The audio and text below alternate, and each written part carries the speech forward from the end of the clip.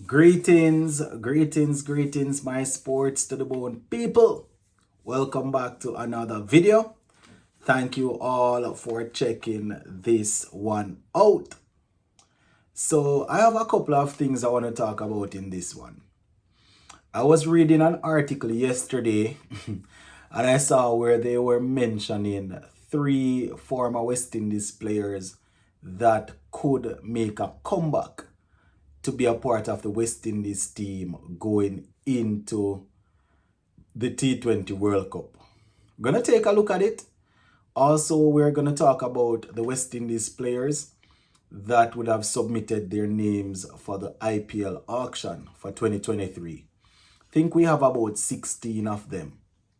I'm gonna look at who they are and whether or not they are likely to get picked up.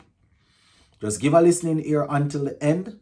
Let me know what you all think in the comment section. Also, remember, if you have not yet subscribed, please go right ahead and hit that subscribe button. All right, so let me take a look at the players that we have in the IPL auction this year. And then I will talk about those three players that was covered in the three players that the article was talking about, saying that they could make a return to the West Indies team. So, taking this list here from the ESPN Cricket Info website, and just to remind you, there are a couple of West Indies players that they were retained. People like Hetmeyer and Russell, and Narayan, they were retained by their franchise. So,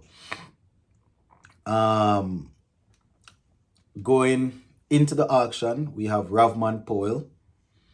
Ravman Powell is there. Alzari Joseph, Akil Hussain, Alec Arthanes, a newcomer, Brandon King, Sheffield Rutherford, Matthew Ford, Jason Holder, Kemo Paul, Odin Smith, Shea Hope, Johnson Charles, Obed McCoy, O'Shane Thomas, Fabian Allen, and Shamar Joseph. So it is pretty interesting, my people.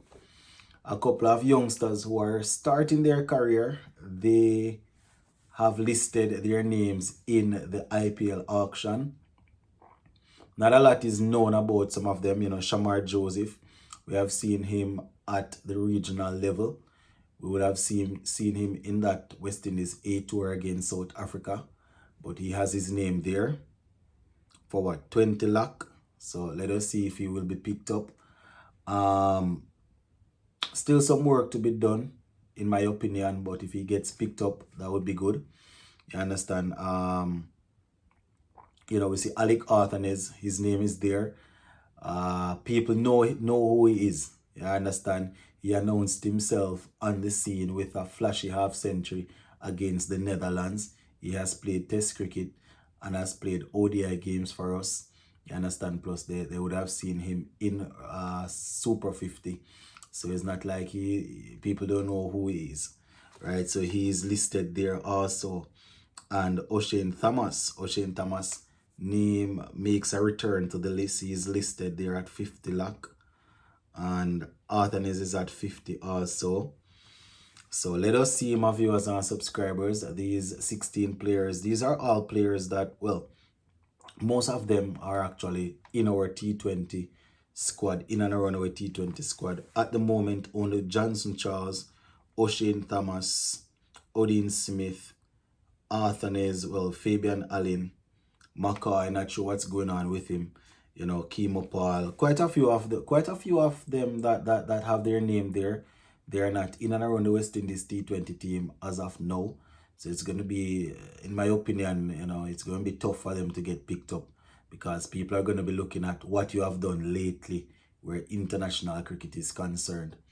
As much as how when some of these players get to the IPL, they don't really pay attention to international cricket. IPL people look at what you're doing at international cricket to really pick you up. Or they have other leagues going on around the world now. T20 and some T10s and stuff, but for the IPL, for the quality that they are looking for, they know that if it's not their league, then it has to be international cricket, or if you are doing some good work in the PSL or so, you might get a look in. But those are the 16 West Indians that would have listed there. All right, and we're talking about present and future players for West Indies, people that still coming through. Talking about present and future, let's take a look at the past. And I said the word past for a reason. So I was reading an article yesterday, and this article was published by a website called Swag Cricket. I don't know who they are, don't know what they're all about. This is the first time I'm coming across something that they would have published. And they are saying that there are 3 players who could return to West Indies team, right? Just like what Andre Russell did, in time for the T20 World Cup at home. They have Kieron Pollard, Dwayne Bravo, and Sunil Narine. So they are saying those players could return for the World Cup. Now, I know these players still have their fans out there, and I know they have people that heavily go against anybody that suggests anything that they're not in favor of, but I am known to do such. I was a big fan of these guys in their playing time. I have openly said that Pollard, in my opinion, is one of the best T20 captains I have seen, right? And obviously, Sunil Narayan's work speak for itself. Dwayne Bravo, I grew up watching Dwayne Bravo. Everybody wanted to be Bravo growing up. But I will categorically state this. The selectors must not even think about it. I am asking these people and whoever else is pushing this not to do it. The selectors don't even put the idea in their mind. Let them not do it. Right? Let them not do it. These guys are no coaches, right? Sunil Narayan is still playing. Bravo and Pollard, they are coaching and still playing some cricket. And I'm not saying that because they are coaching is the reason why they can't play. But for one, we don't want what we're building here to be derailed. I said it on the last live that I did that Russell and Hola probably will phase out pretty soon.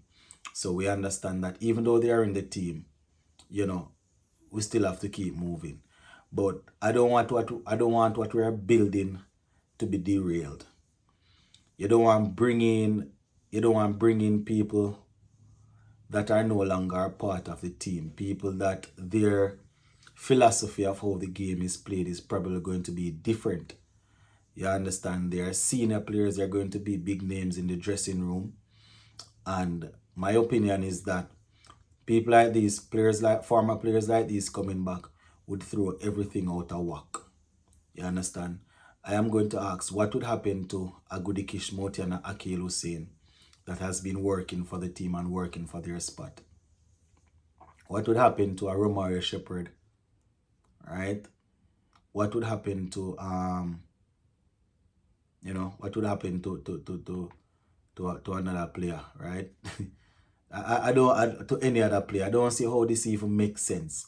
As I said, it's the first time I'm coming across something, a work or a piece of work from Swag Cricket. But I'm going to ask them and anybody else that is pushing this not to do it. I don't want them to put any sort of idea in the selector's mind. We're building, we're moving forward. These guys, they would have played, they would have represented us, they would have won the World Cups for us. And we appreciate it. But what we're building now, I don't want and everybody's entitled to their own opinion. It's at home. These guys are still highly respected, highly rated. You see them playing T10 and T5 and T2 and T1 and doing well at it, right? But it doesn't mean that we want them to back in the team. if you want to get one or two of them as mentors and get them to help talk the guys through, then I can understand. I don't even think that is necessary because Darren Sammy is not an old coach.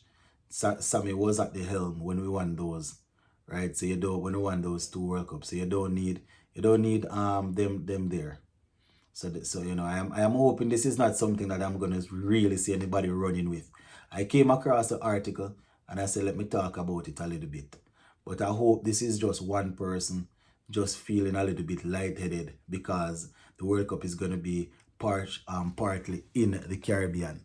Right? But them need to stop the foolishness. Them need to stop the foolishness. I'm going to say it as it is. Them need to stop the foolishness. Anyway, I'm going to leave it right here so for now, my people. Big up.